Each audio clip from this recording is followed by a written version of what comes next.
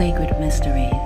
Hello, everyone, and welcome to Sacred Mysteries Worldwide School of Spiritual Learning.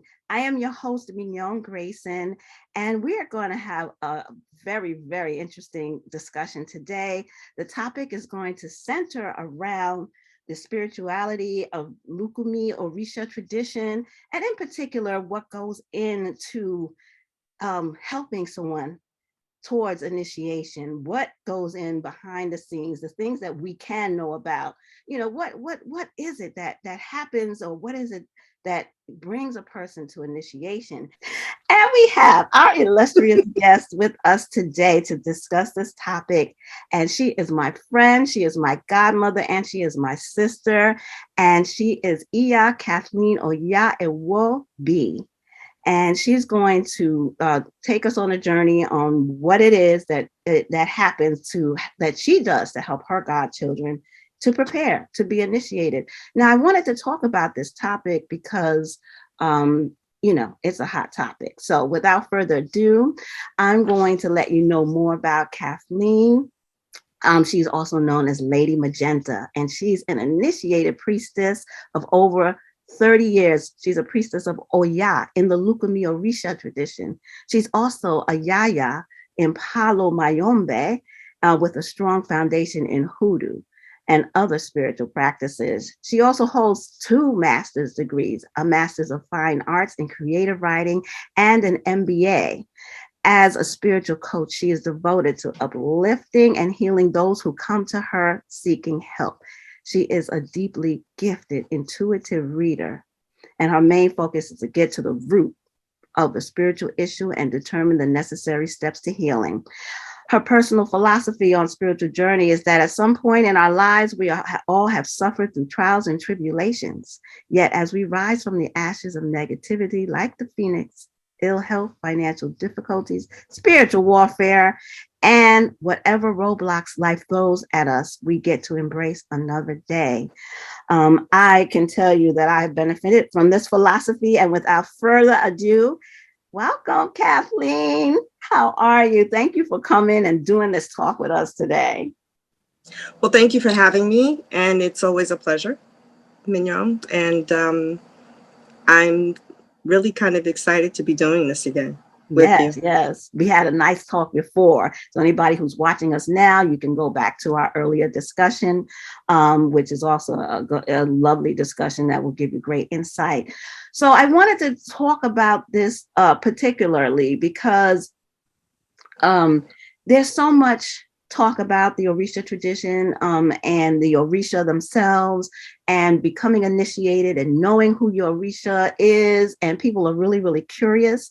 And I wanted to shed some light. I wanted to bring my own godmother here to shed some light on what it takes to get involved in the Orisha tradition and the steps that she takes in order to get her godchildren ready for initiation. So let's get started. For those, Kathleen, for those who don't know, what is the Lucumi Orisha tradition? Well, the Lucumi Orisha tradition is a system, more or less like the Cuban system that we follow. It stems from Africa, from Nigeria, from the Yoruba tribe. But when the Yoruba slaves went to various places, they went to Brazil, they went to Cuba, they went to Haiti, they went many different places. Everybody was more or less spread out. The Cuban tradition basically preserved a lot of the secrets, and also the Brazilian, and it depends. I mean, there's no one way to say this way is the better way or not. But for most Americans here and Hispanics and Cubans, they follow the Lucumi tradition, which is the Cuban way. Now there is the other, what I would consider like the African traditional religion of that we would call it the Nigerian way, but I do believe that there's a name for it, I think it's the Isheshe, if I'm not, and they deal with Ifa. Totally different kind of system, but we all operate under the same principles, basically. And, the principles of Iwa Pele, the principles of light, the principles of health, stability, they all operate under those same principles. The principles don't change. Some of the methods change, and some of the ceremonies may be different, but that's because of assimilation of the people who were in those particular environments and what they needed to do to survive, to be able to practice freely the religion that they, from their birth, from their homeland. So that's where, we call it the Lucumi Orisha tradition, and it's really based on the Cuban tradition.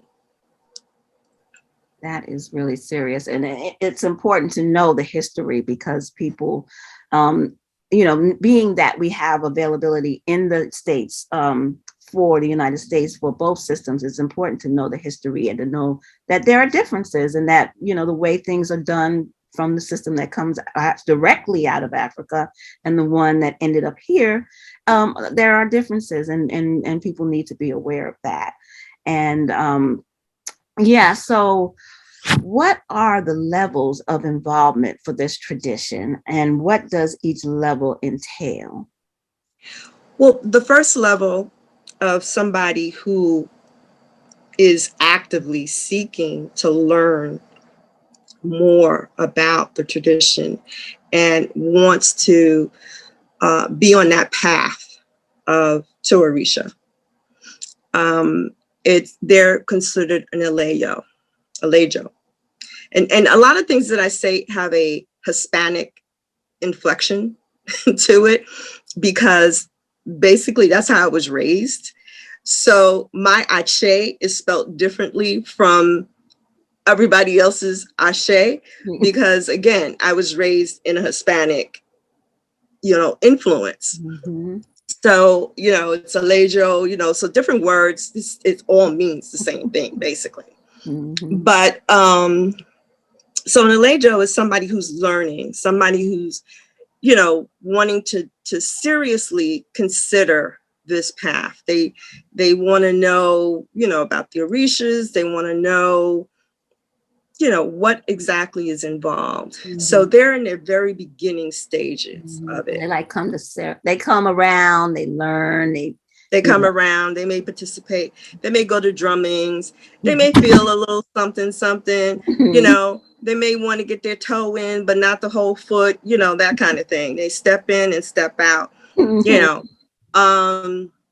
So that's what an alejo is, basically anybody who wants to inquire about it and wants to do some, research with somebody is an alejo. Mm-hmm. Then the next phase is Aburisha.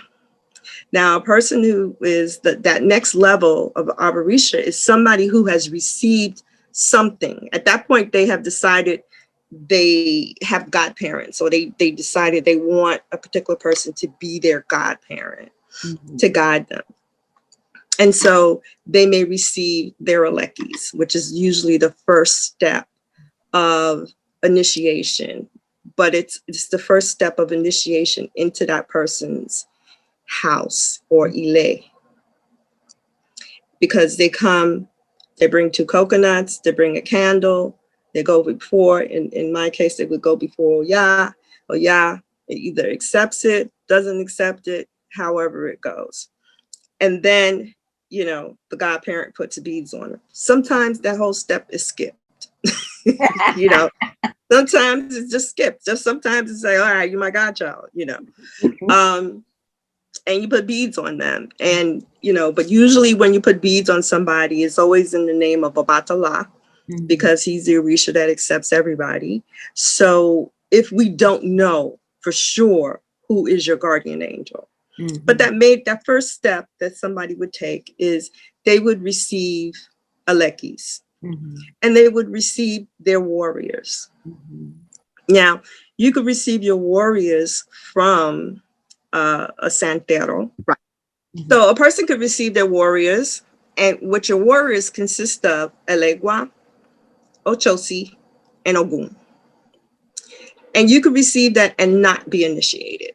That's your first line of defense on your path to Orisha. You could receive them from, as I said, from Santero, or you could receive them from a Babalao. You know, some houses work with Babalaos and some houses don't. But that's a story for a different day. So you would receive that. And you can also receive a local as well. And there are some Orishas that you can receive and not be initiated. But those are all Orishas that are given to you to help create stability and a foundation for you as you go towards your path to Orisha. The same thing with receiving, a woman would receive kofa and a man would receive awafaka from a babalao. And that is when you go to a ruler, and a ruler would read you and give you a letter. Again, this is all prior to initiation, at which point, and I may be jumping ahead, but at which point, when you do receive your kofa or your awafaka, which is you do receive a letter that is your predetermined destiny, that letter, you also would bring your guardian angel down. They would then mark your head, as a lot of people would call it. And that's when a ruler says to you definitively that you are the child of Oya, you're the child of Ochun, you're the child of Yamaya, and you could be the child of somebody you don't even know. Right. But, or you could be the child of somebody you went in thinking you was Ochun and you come out being a Legua, you know, that kind of thing. And like what happened to me. Yes, we thought it was definitely, I was totally blindsided. Legua snuck in there and just totally, you know, but, and that's what you would do. That's what you would receive. Okay, so let me pause right there so we can underline that particular point. There is a particular process that happens to confirm. You have your, ideas about who your Orisha could be, but there are steps to confirm who your Orisha is. And so it is at that point of confirmation that you know for sure. You can believe what you want to believe up until that point, or other people can believe what they want to believe. But if certain things like that happen, you are just in love with the Orisha that you thinking about. You know, it's funny because it's almost like they're betting on a horse. So everywhere I went, it's like, you know, your godmother takes you all over the place, throws you all around. Yeah. And everybody's like, oh, well, what Orisha are you? I'm like, no, I don't know. Oh, I see Ochun. Daughter of Ochun. And I'm like, oh, okay, I'll be okay with that. Right. It was like, no one saw me being the daughter of Oya. Nobody, except my godfather. He saw it. But nobody saw it. And so when it finally came out that I was the daughter of Oya, they was like, even Babalaos to this day. Like, you sure you're not the daughter of Ochun? You sure they made the right? Yeah, you sure they made the right Ocha to you? I'm like, yes, they did. Oya has come down in various bimbays and told me herself that she is my mother, and for me not to listen to anybody who tells me anything differently. But the one thing that happened is my Orisha, my guardian angel, was brought down using the calicoles, the delegoon. And that's the cowrie shells, right? Right, the cowrie shells. It wasn't through, I didn't go to a babalao because my house didn't deal with babalaos. So it was brought down that way. And Ochun was in there fighting the good fight. But Oya just came in there and said, yo, little sister, you're gonna have to take this L. Right. And she ended up taking my daughter. So she got one of us, but she took my daughter. So yeah, you could go in thinking that, well, I didn't know really anything about this religion. I knew even less about Oya. Mm-hmm. And so I didn't care who I was, really. Mm-hmm. You know, it wasn't like I had a particular affinity to be either one. Right. Mm-hmm. Although I was feeling very Ochun, you know, but that's because everybody kept saying, you know, you the daughter. But, you know, I was like, oh, okay, so I wouldn't mind being her. Mm-hmm. But, and then when they told me about Oya, and I'm like, ooh, she lived where? The cemetery. And then it was like, yeah, you know, she's a very strong Orisha. You know, when Oya comes down, people in the Bimbe, they run and hide. I'm like, what? Who is that? Mm. But you know, that was people's ignorance, Yeah, I would say. exactly. And not knowing and not understanding the power and strength of Oya and who she is. And that's one of the things that I had to learn to understand and to love her, you know, because I didn't know her. Mm-hmm. You know, so but that was you know, basically how I came to find out who I was. But the next phase is initiation. And when you become initiated and you're a yabo, you become a yabo. Being a yabo is one of the most gratifying experiences. It's the most humbling experience. You are just truly, truly humble. You are stripped away from everything that you knew as a person, to be reborn again. You're reborn. So you're stripped of, you know, no makeup, no adornments, no, you know, no other than the white clothes that you wear. And what really comes through all of that is the essence of who you are. Because the different ceremonies that are done are all about rebirth, all about helping you achieve stability, helping you, for some people, it could be for health. You know, it could be for health. It could be for stability. It could be whatever it is supposed to be, but it is a life-altering change for somebody who decides that they want to be initiated. They want to go that next step. And it's a lot of hard work getting there. It's a lot of hard work being there. And it's just as much work after you're there. Okay? Because once that year is over, you're still learning. You're still doing. You're still trying to be that better person. Becoming initiated gives you that leg up. It gives you that, you know, but it could take years before you finally feel like, I mean, it took years for me to finally feel, oh yeah, settle into my soul and become where she's, you know, my true essence of who I am and what I am. Some people, it happens right away.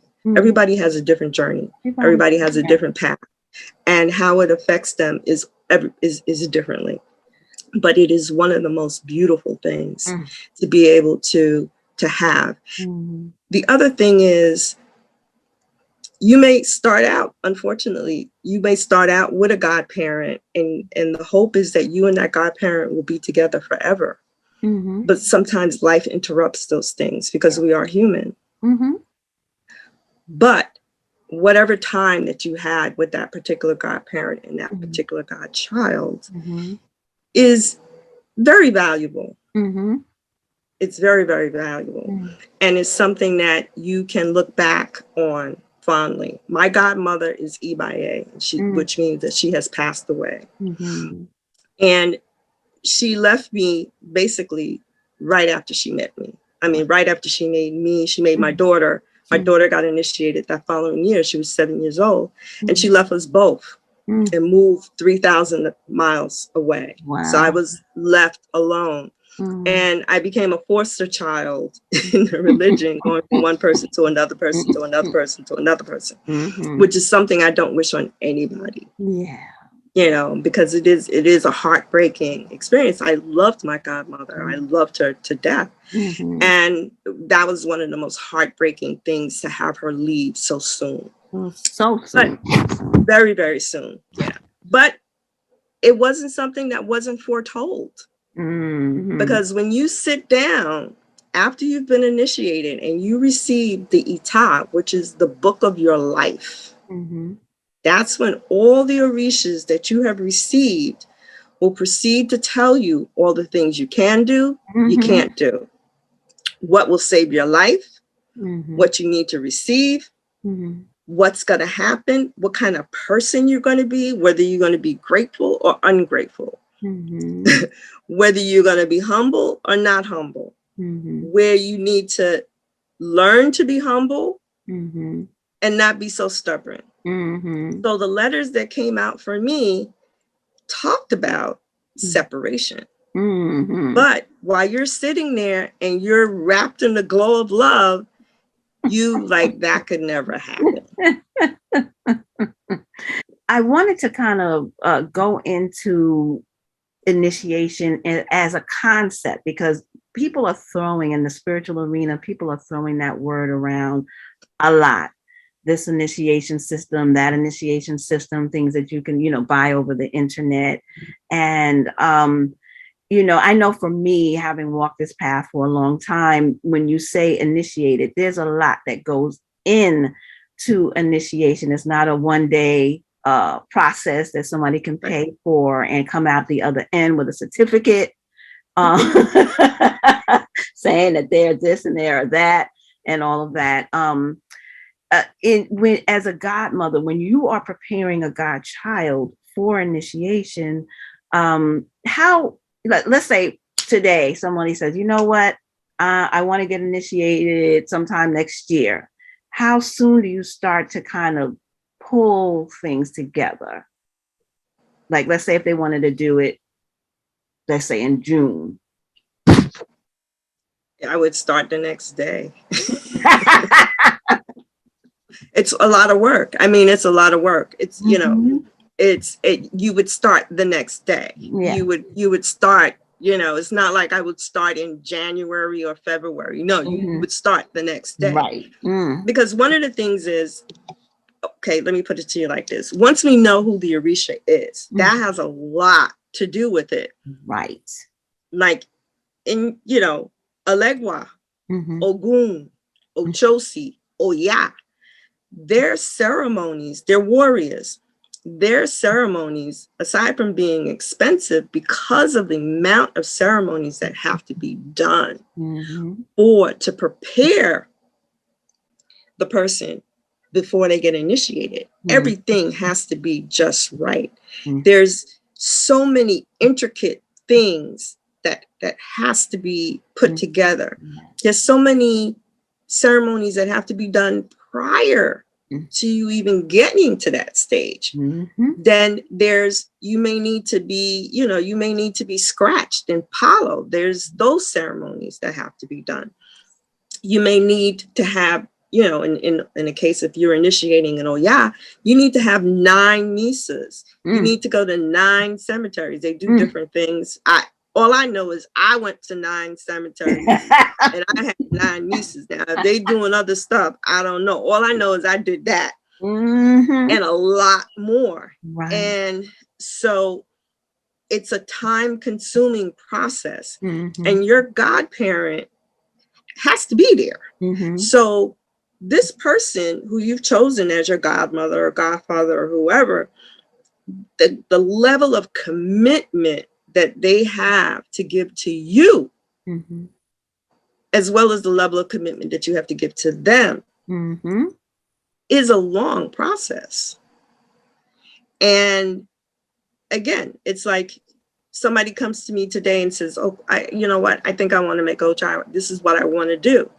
First thing I'm doing is, calling my godmother And like, listen, someone, so, you know, and then she'll say, well, okay, well, do they have this? Do they have that? We have to get this. We need to get that. We need to set this up. What is the date? When are you thinking about doing this? Set a date, you know, that kind of thing. So we could work backwards. We have to, you know, get the babalaos on the calendar. We have to get the Oriate on the calendar. We have to know, we have to get the place where the initiation is going to take place on the calendar. We have to get somebody who's going to work the kitchen. There's a whole lot of other somebody things that runs the kitchen, right? Yes, somebody that runs the they'll kitchen. Get all the necessary, they make sure that that's running, like, and the kitchen is so important. Vital. Because the person who runs the kitchen has to know. It's not just somebody cooking spaghetti and some, you know, arroz con pollo. They have to be there for 4 days. They're there Friday, Saturday, Sunday, and Monday morning. But they're also responsible for cooking the food that gets placed to the Orishas. And they gotta know what they're doing. They gotta know. Wow. And they also have to fix the food that's being prepared for the Yavo.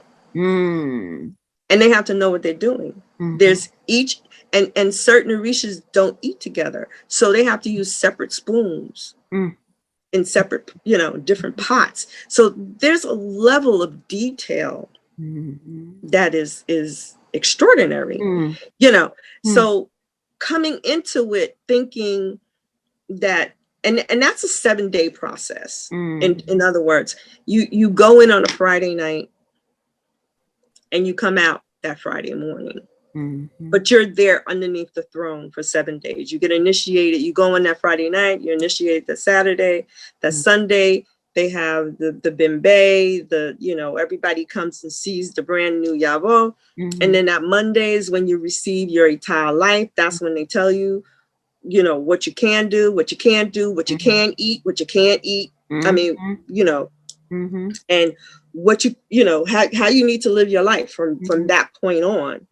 And then you're still underneath that throne for another 3 or 4 days. And then that Friday, there's more ceremonies that have to be done. And the godmother, and you have a second, either godmother or a godfather, what they call an ajubona. And the ajubona is the second godparent. And they're just as critical to the whole process of ceremony. The thing about this is any ceremonies that we do have to have witnesses. So in your book of life, people sign your book. So you may have, and we need at least 10 to 12, you know, at least 10 people to do it, depending on what Orisha you're doing. Right. But everybody signs the book. They sign their Ocha name, they sign their real name. And that book really is to verify that you have received Ocha, that you have been initiated. Because trust me, there are people who I've met along the way, and they said to me, "Oh, I was at your Ocha. You know, I remember when you know, when you did Ocha, and oh, I know your godfather, or I know your godmother." You know, so they know I have Ocha. There's no, you know, second guessing or trying to figure out, you know, did I just, you know, look in the mirror and claim to be initiated. So it's all about witnesses. Even if you're receiving beads, there has to be at least 2. It would be the godmother and the ajubon, but there has to be 2. There has to be a witness to whatever ceremony you're doing. It's the same thing for the babalaos. If they're bringing down a guardian angel, it's 2 of them. It has to be 2 or more. Yes. Because there has to be a witness to what's being done. And also to provide insight in the terms of the babalao. But there have to be witnesses. So none of these ceremonies can be done by a single individual. So I can't say to you, come on over my house and I'm gonna initiate you and crown you, and you just stay at my house for 7 days, and then we could say you have a leg name. It doesn't work like that. Right. Yeah. It doesn't work like that. I mean, even our Leki ceremony is personal. Yeah. Once you receive elekis from an individual, Mm-hmm. you're saying to that individual, I want you to be my godparent. I'm saying to you, I accept you as my godparent. Mm-hmm. And I'm also saying that, okay, we're moving the needle here. Mm-hmm. So you're receiving this and you're removing the needle. Mm-hmm. Now, I will say some people skip that step. Yeah. Skipping that step is it doesn't seem to, upset the apple cart. Right. But if we're talking about the tradition and how it's done, then that's always the first step. Yeah. This brings to mind that it's so based on tradition, family, because when you talk about your Ocha house, you have your godmother. When you're getting initiated, you have your godmother, you have your second godparent. They're like the midwife of your birthing into this world as an initiated person. And then you have the whole community that comes and makes sure that this new baby, this new child, this new initiate is taken care of, it has everything they need as they're starting in the world, just like you would do for a newborn. And it's so powerful that it's based on, the makeup of family. It's really family, and it's ancestral because it's passed down. You're giving birth to your godchild, and that godchild will give birth to other godchildren if it's meant for them to be. And then you so on and so on. And then you have extended family, brothers and sisters. And so it imitates, or I don't want to say imitate, but it is structured like family. And that's family and village. And village, family and village, yes. Family and village, because then you have all of these extended family members. You have like all these god brothers and god sisters, and I can't get into the whole god aunt, god nephew, that kind of it's just, let's just all be god sisters and god brothers, right. Let's just cut it, because my one of my goddaughters, she's like, oh, your god grandson nephew. I'm like, what? Who is that? Like my god grandson. Just like, it's like when you go to the family picnic or cookout. Yeah. Like, my who's baby that? father, baby mother, son, and father. Like, what? I need a Venn diagram, try to figure out how that whole thing came about. But yeah, it's the village. It's like you when you get initiated, you will then become a part of this whole extended Ocha family that I have. Whether you're around them or not, that's beside the point. But you will have to be around them. You will have to, initially, you will have to be around them. Because people, the thing is, you need to be seen to be known. Right. Don't mean that you got to be with them all the time. Don't mean y'all got to hang out. They got to come to your house. You got to go to their house. You know what I mean? But you still need to be seen. Yeah. You still need for people to know you, for people to recognize you or to see you. And like, oh, wait a minute. That's right. That's her Alegua. Yeah, I know her. I mean, she was a Yavo a few years back. Because people believe me. They catalog all of that information in the back of their head to pull it out at some point in time. So it's like, I tried to be my own island at one point in my, in my journey. And I realized I can't. I can't be my own island. I need my village. Yes. But I could set boundaries in terms of how I interact with my village and when I want to be around my village. So it was to my detriment that I tried to become my own island. And in this religion, you can't be you can't be an island. Right. You have to extend yourself. You have to be out there. You have to be around people, but your base is always through your godparents in terms of where you get your knowledge base. And then you could go out there and learn and do and explore and all those other kind of things. But there always needs to be a home base. Yeah, I learned the most in the Orisha tradition from being around it. You learn by being there.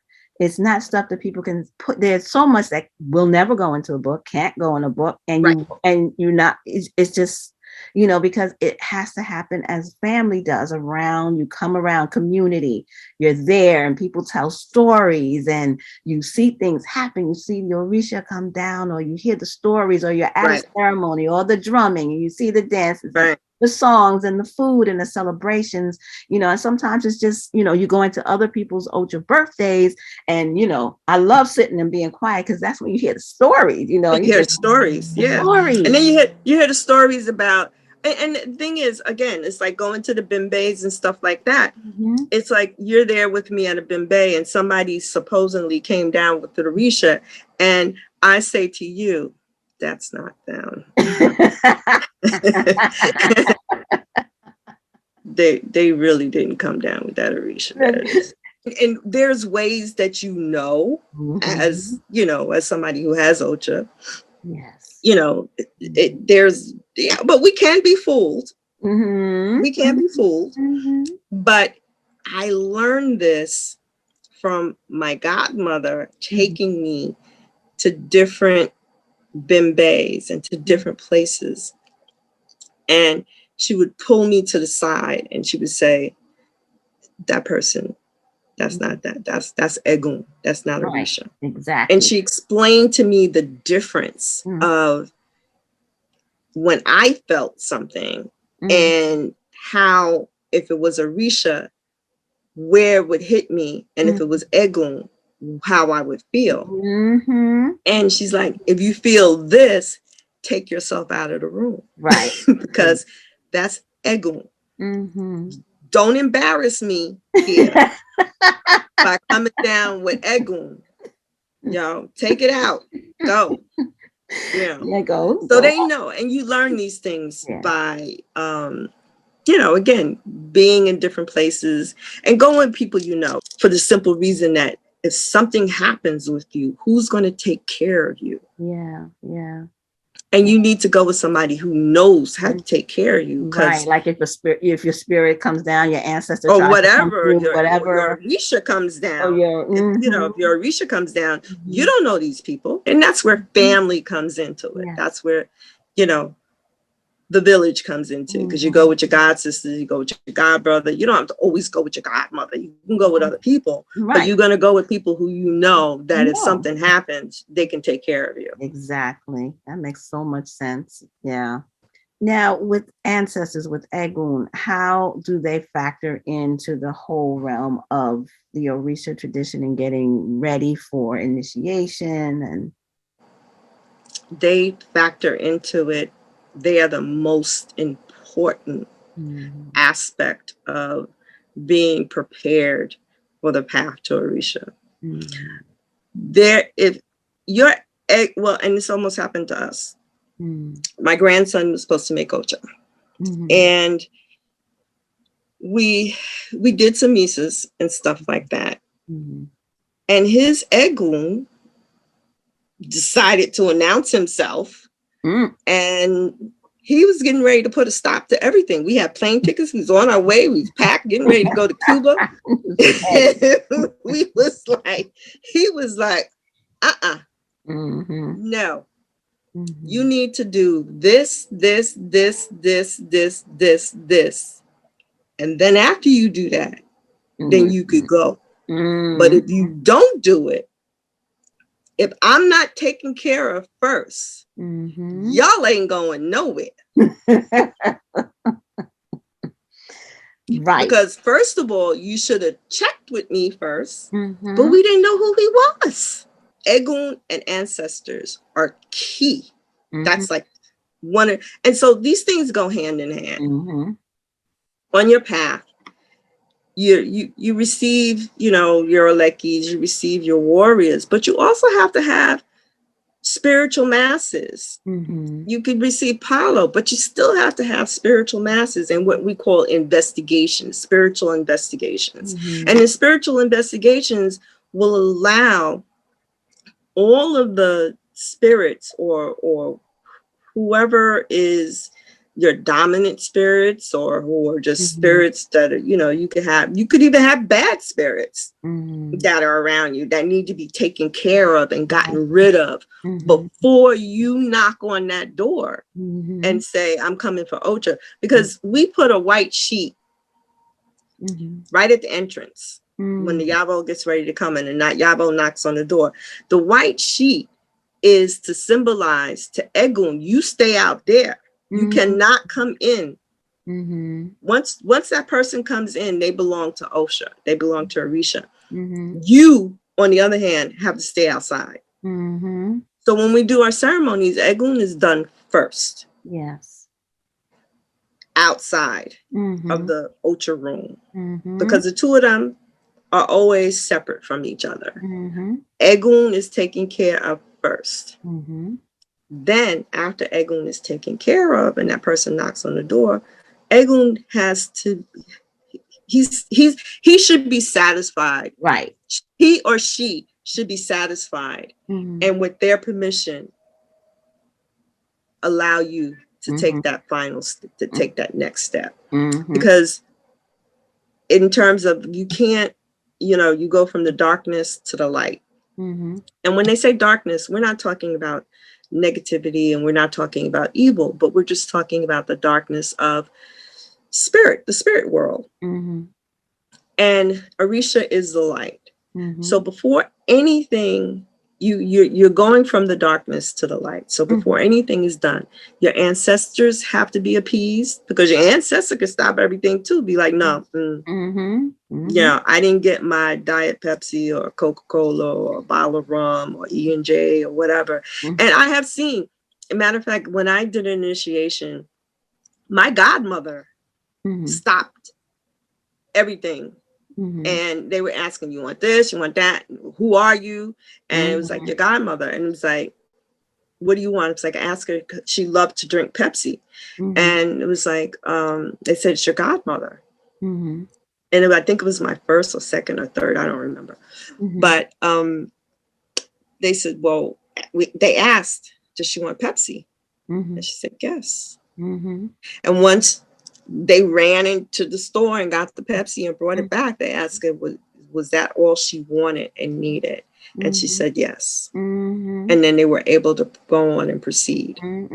So now whenever I do anything, or if I do an initiation or anything like that, I make sure that there's Pepsi, that there's a can of Pepsi there for her. Oh, wow. Because she has shown up.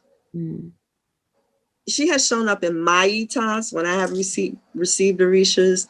She has shown up at my godchildren's ita. And when she has shown up, she has always given her blessings. So I'm just really excited because she's a child of the Legwa. I was born from 2. Oh, wow. And my godfather, he's El Maestro.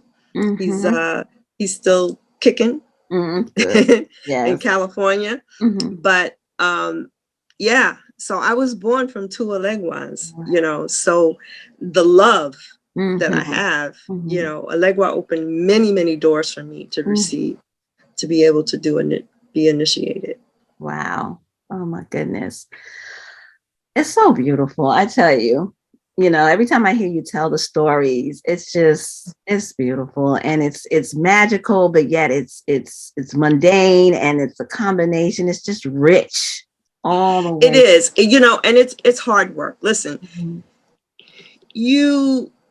it's a huge, huge sacrifice. And truthfully, it's all a blur. I can imagine. After 34 years, it's still a blur. Because somebody said, don't you remember when they did that to you? I'm like, nah, not really. I don't. I really don't. It's a blur. Yeah. But, you're sitting on these uncomfortable chairs. You're facing the wall. You're tired. You're hungry. The floor is cold. You struggle. Yeah. But it makes you who you are. It's the essence. You sometimes you have to struggle in order to be able to succeed. One of the things that I felt when I went to Cuba, and of the many times that I've been there, it's the purity of how the religion is practiced over there. Right. Yes. You know, it's different than being here. You know, it's different than being in the United States, you know. And the people there, you know, it's just totally different. Yeah, it's their life. They live it. They live it. Yes, they do. Breathe they it, do you know, live it. And it's so natural and it's so a part of nobody. You know, it's not a surprise, and nobody's, you know, looking down on you. You know, no, it's they totally live it. And one of the amazing things is when my grandson made Ocha, and he was a twin. It was two, but they called them Ibejis. And when they, you know, was going through the initiation, and he made Shango. And right at the time that they, you know, started the initiation and started singing, it started thunder and lightning. And it did that for like 20-30 minutes. Ooh, really? That long? Yeah. It was amazing. It was amazing. Shango was there, and Shango was there and showing off at the same. And then not only that, when they was doing the other part of the ceremony, somebody who had Shango came down with Shango. Wow. And came to bless them. And I mean, it was the most beautiful thing. And it happens. Yeah. It happens. It happens in you know, it could have happened it happened in Cuba, but it could have happened, you know. I was just at when they was making an Alegua, it started a whole thunderstorm, downpour, rain, and you know, that kind of thing. It happens. But it's one of the most beautiful things because that's when you feel that connection of the universe and what you're doing. It's like they're saying to you, you have my blessings. Yes. You know, I see you. I feel you. I know, you know, and there could have been 1,000 Chango children being born across the world. Right. But at this particular moment, it was centered right there. And it was one of the most beautiful things that I've ever witnessed, you know, in all my years. And I've seen some really incredible things during that phase. Wow. Amazing. Yeah. And, you know, and just the hearing you talk, the fullness of every aspect of this tradition is not to be taken lightly. It's a way of life. You got to love it. It's a labor of love. You know, when I hear you and other priests and priestesses talk about it, they're like, this is, you know, if you take the role, because people become initiated and not necessarily take on grandchildren, but if you do, I mean, godchildren, if you do, they say it's such a labor of love. It is. It is. I mean, there are some people who, you know, Orisha is just for them. Right. And that's fine.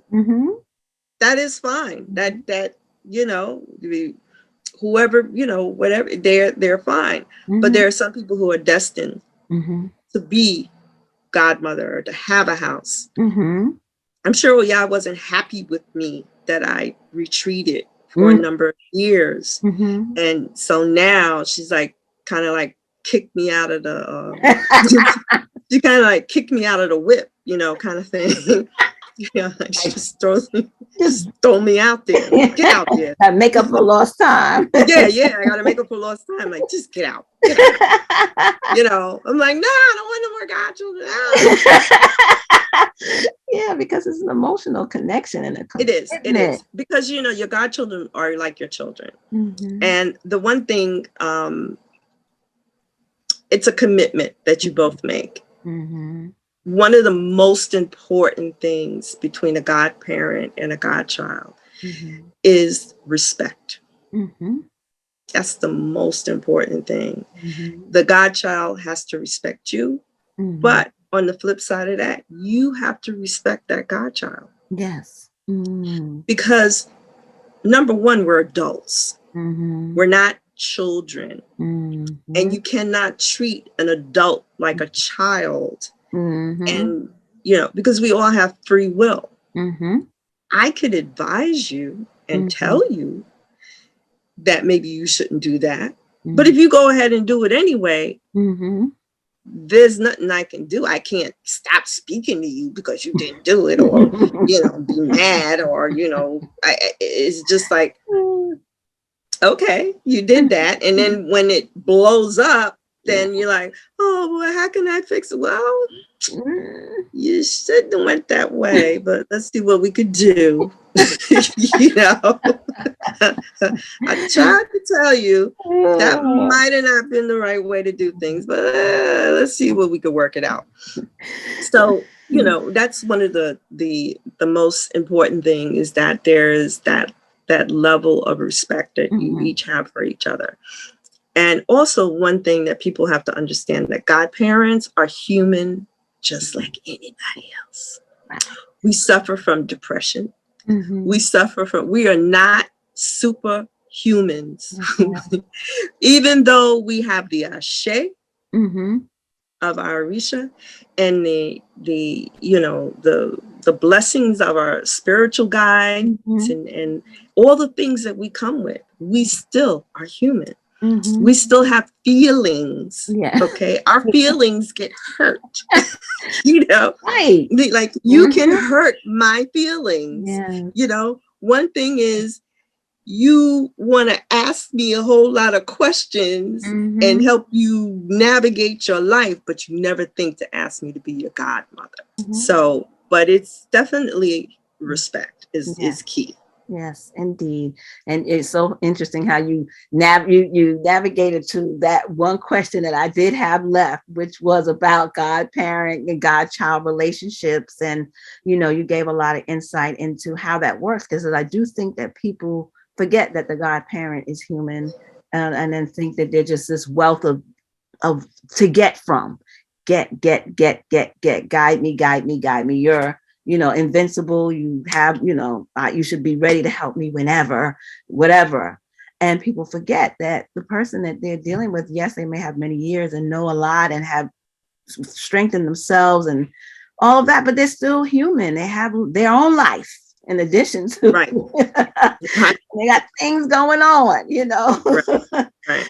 I mean, you try to be as accommodating as possible, and I mean, it's like, I don't mind, if this is something that you're serious about, I will take the time to do all that needs to be done to get you where you need to be.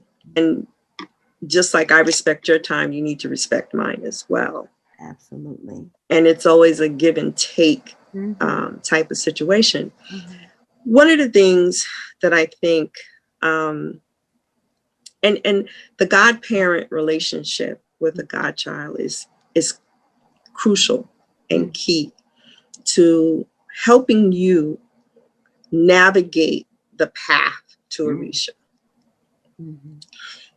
And how you find these godparents, or how you would find this godparent, is many different ways. There could be somebody that you just feel, and there's you gravitate to the spirit, you gravitate to them.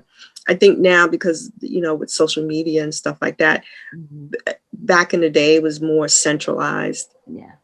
In terms of location, but now, it's much more wide ranging. You can meet somebody online and have FaceTimes and videos and stuff like that. But it doesn't replace the one-on-one interaction that is definitely needed and necessary in order for that relationship to flourish. Now, you can have godchildren from afar, but eventually they'll have to come see you, or you'll go see them, or they'll send for you, or that kind of thing, to establish that kind of relationship, to establish that type of bond, because that is what's really key, is the bond. Yes. Because once we have established that bond, then Oya, who is my mother, will then take you into her fold, and she will then, that's my godchild, and she will then direct and put in place and order your steps, as well as the Orisha that you need to make. So together, they're like, okay, we're going to do this. We're going to make this happen for this individual, because there is a connection. There is a bond there. Yes, yes. Now, does everybody need to be crowned? Yeah. There are people who have been in this religion and have years, and they have never been crowned. And they live happy, healthy, productive lives. Right. It's not for everybody. It's really not. It's more about what you feel connected to. Certain things and situations in your life may say, you know what, I'm ready. I'm ready to take this next step. I have a friend, totally out of the blue. Totally out of the blue. I got her involved in Clubhouse. The next thing I know, she's like, no, I think I want to do Ocha. Like, what? Wait a minute. Where did this come from? Our relationship was totally not about that. But, I mean, we touched on it, we talked about it, but it was never really a kind of thing, you know, that kind of thing. Yeah. And it hit her. And she's like, no, I'm ready. You know, and so it can happen to you like that. The other thing is, a lot of people are a lot of people is because it is a financial, there is a financial outlay. Right. And it is quite expensive. Yeah. Quite expensive. But what I found is, once you've decided that this is the route that you're going to take, and your Orisha is like, yeah, we're going to do this. Things will miraculously happen for you, where money comes from wherever, however it comes, and things will, you know, unfold, and doors will open, and roads will open, and things will happen. When I decided that I was going to do Ocha, I didn't have a job. And I had to make Oya, which is one of the most expensive Orishas to make. And I had no job. By the time I received my Alekis and my warriors, I was working. When I received my Alegua, my boss, she gave me a raise, and then 2 weeks later, she spun around and was like, oh, I didn't give you enough, and gave me another raise. Wow. No one cannot tell me that wasn't Alegua. Oh, yeah. Okay? And that's all I had. Was a Legua and, you know, Goon and everything. I hadn't have, you know, I had my beads. So, and then somehow, some way, once he saw that I was taking my own money and putting it to the side and pushing it to save, somehow, somewhere, I can't even explain it, I got the money together to make my Ocha. It can happen. Once you make that commitment and you make your mind up that this is what you want to do, they will make it happen. Yes. They will. Wow, amazing. They are powerful forces, and they absolutely work on your behalf. Oh, and they're powerful forces. And I think the key point that I really want to make is that it is something that you can't look in the mirror and affirm that I am the child of Ochun or Yemaya. You may feel an affinity for them, and they may be that Orisha that's around you. But the final say really comes from a ruler. If a ruler says it, then it's really the final say. Yeah, it's the final say. It's the final say. So you can't, you know, just because you like the color yellow, the color gold, or blue and white is your favorite color, or you feel drawn to the ocean, or you know, any of those things, you cannot self-initiate. That's number one. You cannot be initiated by video.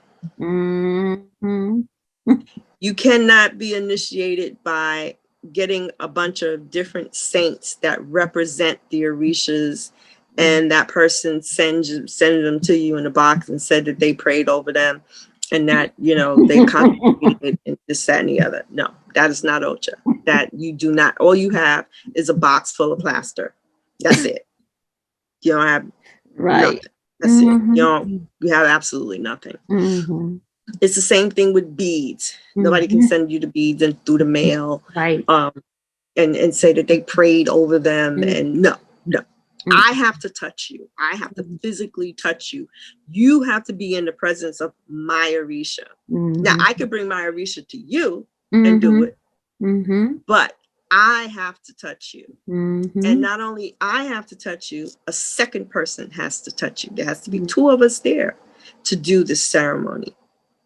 And it's a big ceremony that needs to be done. So I can't send that to you through the mail. I can't. I can't give beads to 3 people at the same time. We do not do things in threes. Oh, okay. Okay. So you will never see people initiate 3 people at the same time. They will do 2, and then maybe 2 days later, they'll do another person, or they'll do another 2. But you can't do 3. We do not do things in threes. Okay. That's like a, you know, that's a big no. That's a big no. So, and I've seen things where like there are like 20, 30 people being initiated, or not initiated, you know, maybe receiving beads, or it's a whole big thing. Yeah. In all my years, I've never heard of that being done. You know, I don't know which tradition it is. But here's the thing, if it's Isheshe, they only receive one, they only receive their head. So I would only, if I did it, the Isheshe, I would only receive Oya. That's it. I would have to go back to Africa to receive Ochun and any other Orishas. Right. And that's where the difference is. In the Cuban system, you receive 5. You get the main 5. You get your starting 5. Basically, it's like a basketball team. You get your starting 5, and then whoever your head is. So when I give beads, I can give you everybody. Right. I can give you all of them because I have those Orishas to give you their bead. But if I was in another tradition, unless who's to say they may have all of that? They may have went back to Africa and received 4 and 5 different ones. But it's just that to do a group thing like that, I've just never heard of that. I know. Yeah, exactly. And it really, for the sacredness of it and all that goes into the ceremony, it really doesn't add up. It doesn't make sense. It takes away, I think it would take away a lot of the person to person connection. Because if you paid your money to be initiated by somebody you barely know, know. That's the other thing. Right. And now they really technically are your godparent, from this, and you don't know them. And you don't live near them. So it's like that whole connection that you would normally have, you won't have. You won't have. So I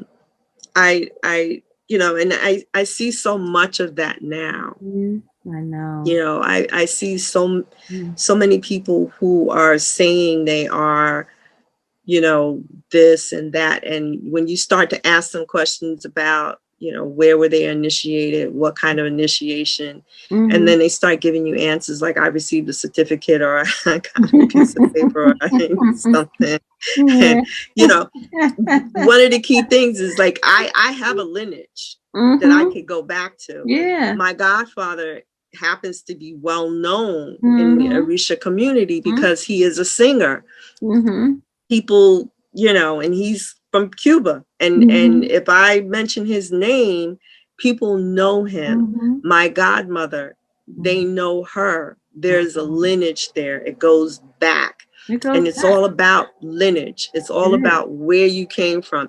And even the godmother that I have now, that I received Penalto from, she has a lineage. She has over 50 years in Ocha. So there's that lineage there. So it's all about lineage. It's all about connection. It's all about who and where you came from and where you were born from.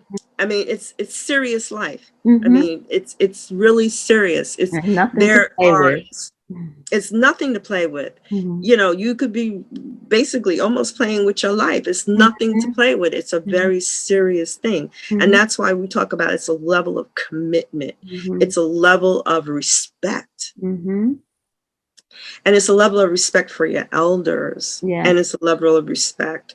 And this is what your godparent teaches you. Your godparent teaches you to respect your elders. They teach you, oh, yeah, you know, you need to do this when you see this person. As soon as you see that person, hit the floor. Salute them. That person has 100 years. Salute them. That person, you know, salute them, salute them, salute them. It's all about respect. One time I was like, wow, I got to be wallowing on this floor, this dirty floor, and I got my clean clothes, but it's not about that. It's about the respect. It's about the respect. Bowing down, giving the respect to that elder. And not only the respect to that elder, but to that elder's Orisha. So there's many people who have come down with so-called Orishas, and I'm older than them, and I've thrown myself to them. If the person is really, if the Orisha is really there, they know how old you are, which I find amazing. I find that so amazing. It's like, as soon as I go to throw myself, they stop me and they throw themselves like, oh my God, you're really here. But you know me, and I don't know this person from Adam. I have no idea who they are. I'm like, oh my God. You know, when Oya did that to me, I was like, oh my God, you know me. You know me. Yeah. Believe now, I believe. That's when you know it's real. Yeah, but it's that level of respect, and then it's, you know, it comes back to you. Yes, it does. That ache comes back to you. You know, it comes back to you, you know, twofold. So it's that hardship, it's that struggle, but after that struggle, it's that lifting. And you know, it's like I could say my life from where I was 34 years ago and where I am now, it's been a beautiful journey. Bumps, bridges, roller coasters, crying, hating Cuba, loving Cuba, going from house to house and person to person and place to place, godchildren, leaving, coming, going. Still has been the most beautiful journey ever that I've ever had in my entire life. It has brought me stability. It has brought me peace of mind. It has brought me everything that Oya promised to give me. She has given that to me. And if I haven't gotten it, it's because I haven't worked hard enough to get it. Because that's the other thing. You have to be willing to work for it. You gotta do your part. Gotta do your part. So she kicked me out the whip. And here you are giving all this wisdom, knowledge, and insight here today. I so appreciate it. I so appreciate you. And, you know, my experience with you all these years has been wonderful. I couldn't see myself with another godmother ever. Yeah, you can't. The things we done seen, girl. The things we done seen. Ooh, indeed, indeed. The stories we could tell. I know. That's a different topic for a different day, right? If we ever tell it. Exactly. I just want to also mention that you're a priestess and a spiritual coach, known by Lady Magenta, and you help connect people with their authentic spiritual selves. and strengthens their relationships with their spirit allies in order to support, empower, align them with their destiny. So you want to check out and you want to connect with Kathleen, you do so. I will have all her links in the description. So if you like the video, please like it and share it. And also, leave your comments below. So it's been a pleasure.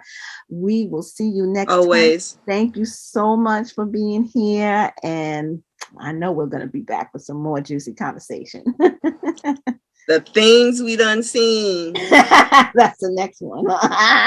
The things we done seen. The things we done seen. Sacred mysteries.